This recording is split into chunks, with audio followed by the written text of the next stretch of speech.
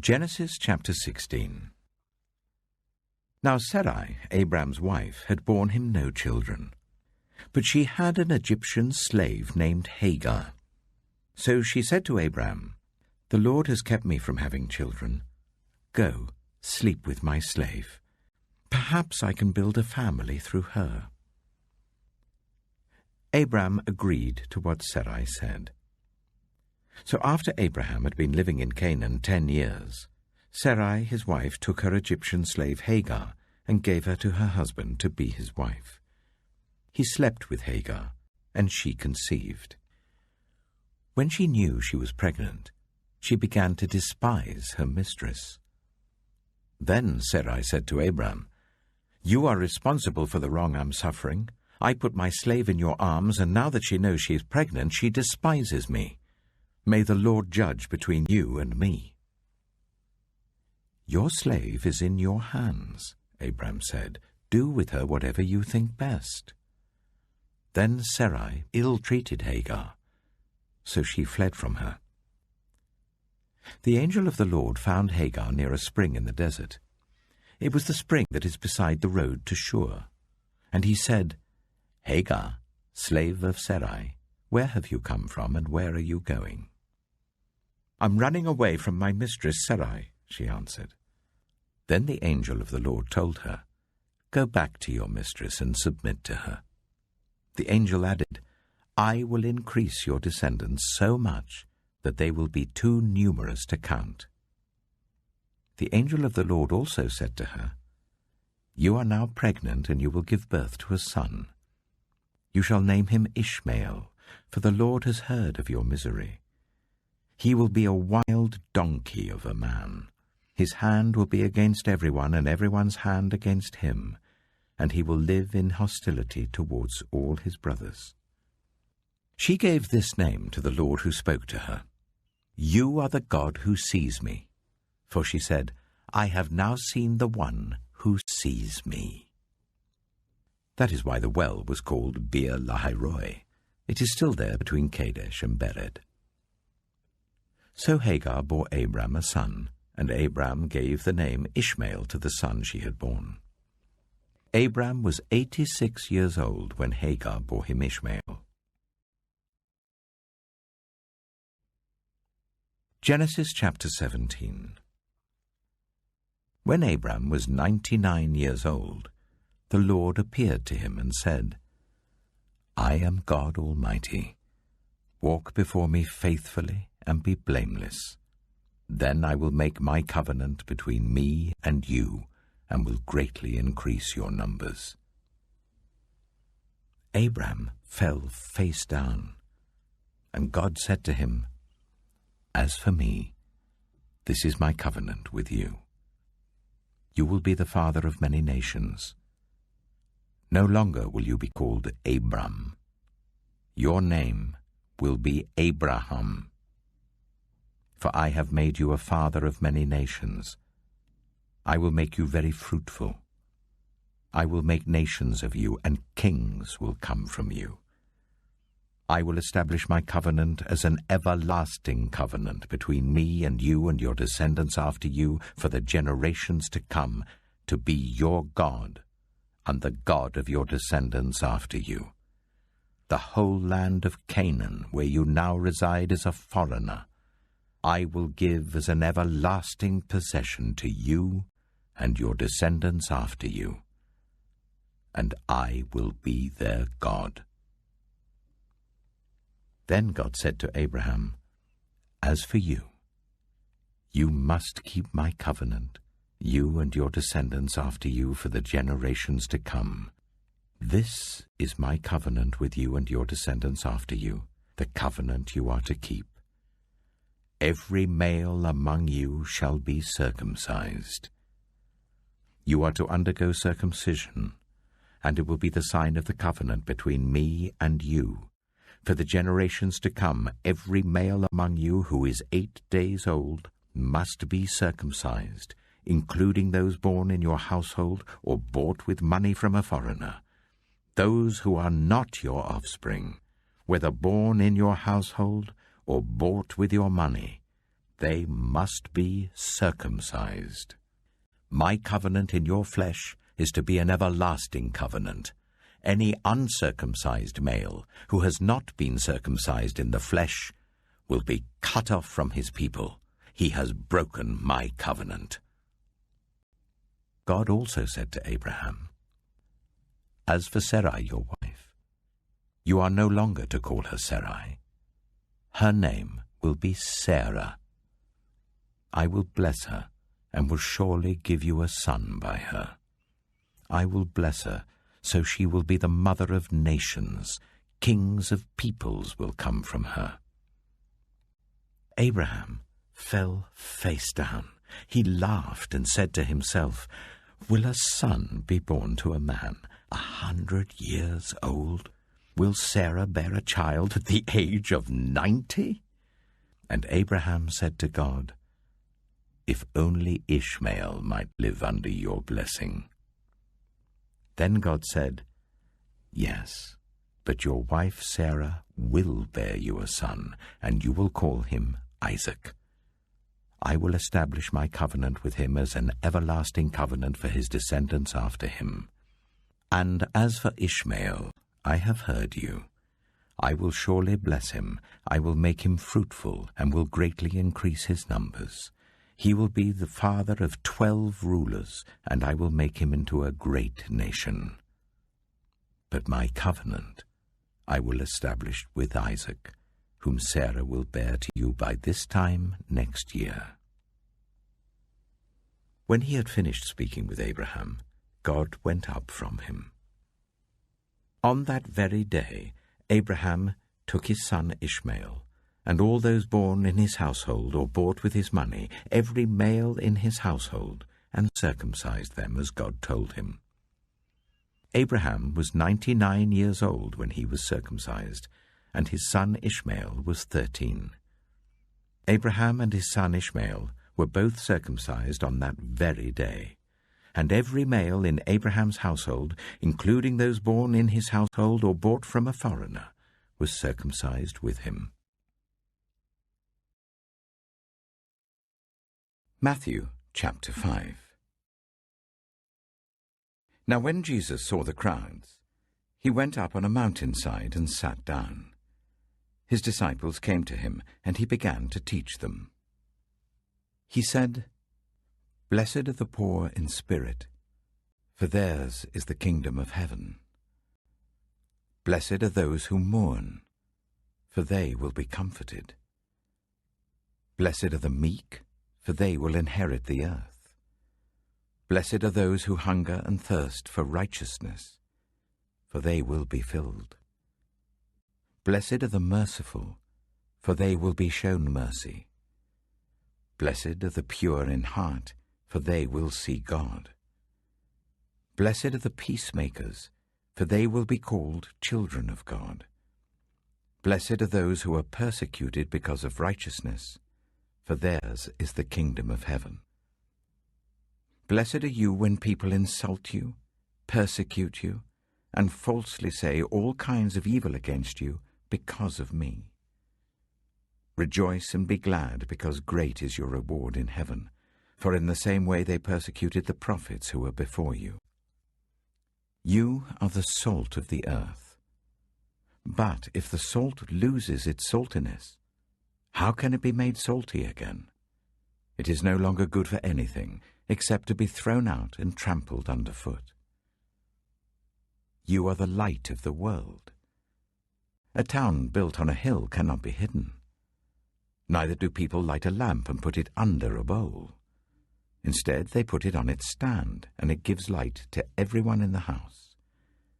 In the same way, let your light shine before others, that they may see your good deeds and glorify your Father in heaven. Do not think that I have come to abolish the law or the prophets. I have not come to abolish them, but to fulfill them. For truly I tell you, until heaven and earth disappear, not the smallest letter, not the least stroke of a pen, will by any means disappear from the law until everything is accomplished. Therefore, Anyone who sets aside one of the least of these commands and teaches others accordingly will be called least in the kingdom of heaven. But whoever practices and teaches these commands will be called great in the kingdom of heaven. For I tell you that unless your righteousness surpasses that of the Pharisees and the teachers of the law, you will certainly not enter the kingdom of heaven. You have heard that it was said to the people long ago, "You shall not murder, and anyone who murders will be subject to judgment." But I tell you that anyone who is angry with a brother or sister will be subject to judgment. Again, anyone who says to a brother or sister, "Raka," is answerable to the court, and anyone who says, "You fool," will be in danger of the fire of hell. Therefore, if you are offering your gift at the altar and there remember that your brother or sister has something against you, leave your gift there in front of the altar.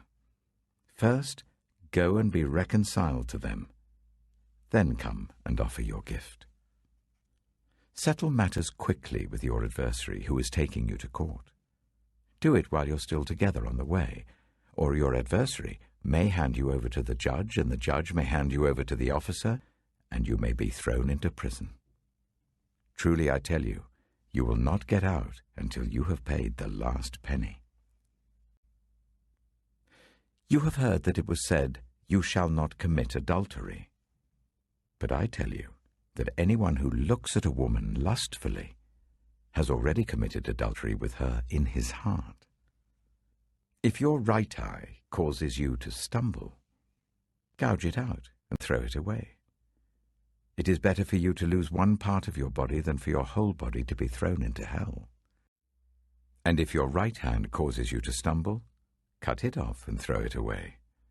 It is better for you to lose one part of your body than for your whole body to go into hell. It has been said, anyone who divorces his wife must give her a certificate of divorce. But I tell you that anyone who divorces his wife except for sexual immorality makes her the victim of adultery, and anyone who marries a divorced woman commits adultery. Again, you have heard that it was said to the people long ago, "Do not break your oath, but fulfill to the Lord the oaths you have made." But I tell you, do not swear an oath at all, either by heaven, for it is God's throne, or by the earth, for it is his footstool, or by Jerusalem, for it is the city of the great King. And do not swear by your head, for you cannot make even one hair white or black. All you need to say is simply yes or no. Anything beyond this comes from the evil one. You have heard that it was said, "Eye for eye and tooth for tooth." But I tell you, do not resist an evil person. If anyone slaps you on the right cheek, turn to them the other cheek also. And if anyone wants to sue you and take your shirt, hand over your coat as well. If anyone forces you to go 1 mile, go with them 2 miles. Give to the one who asks you, and do not turn away from the one who wants to borrow from you. You have heard that it was said, "Love your neighbor and hate your enemy." But I tell you, love your enemies and pray for those who persecute you, that you may be children of your Father in heaven. He causes his sun to rise on the evil and the good, and sends rain on the righteous and the unrighteous.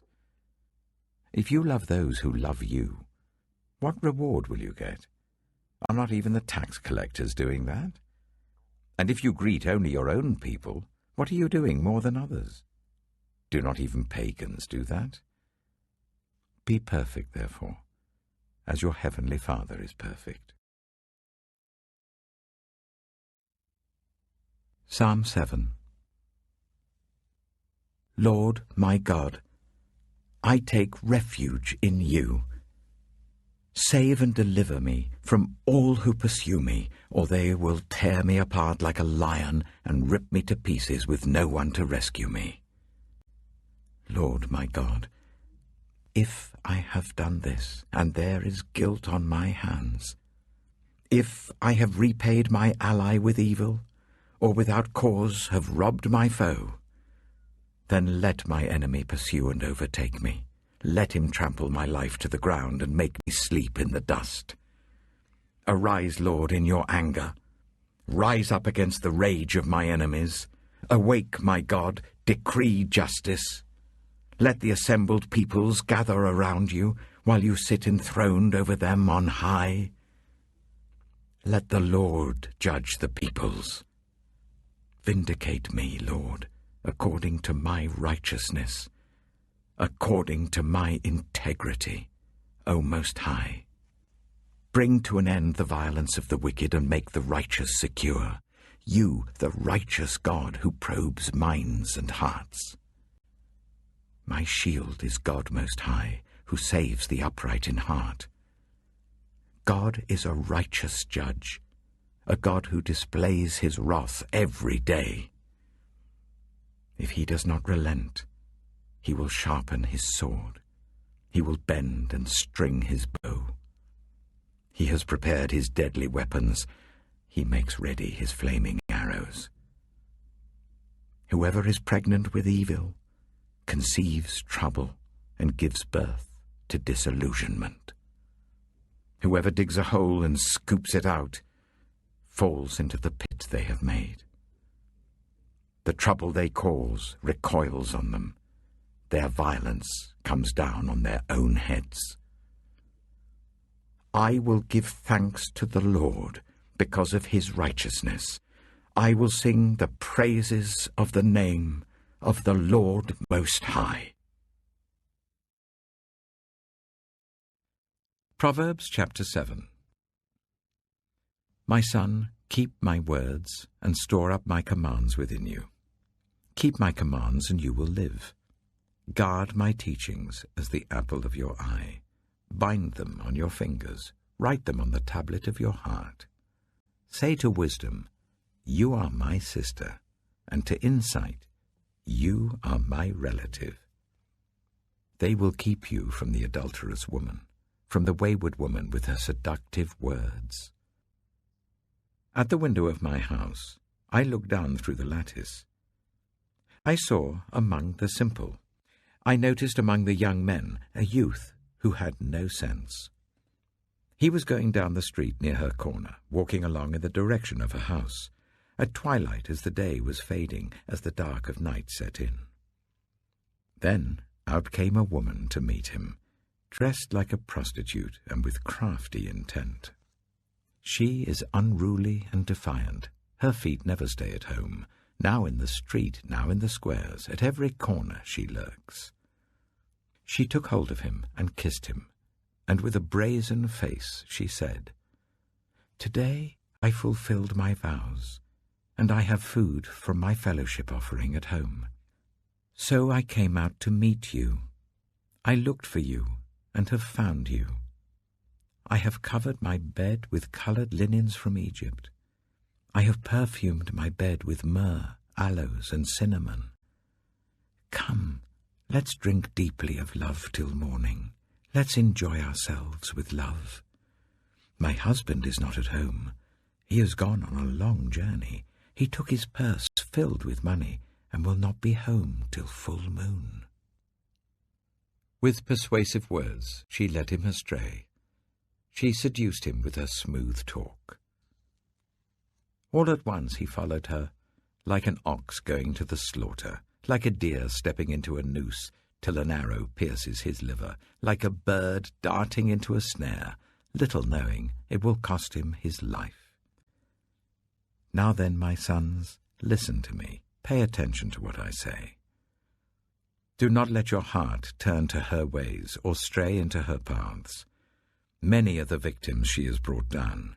Her slain are a mighty throng.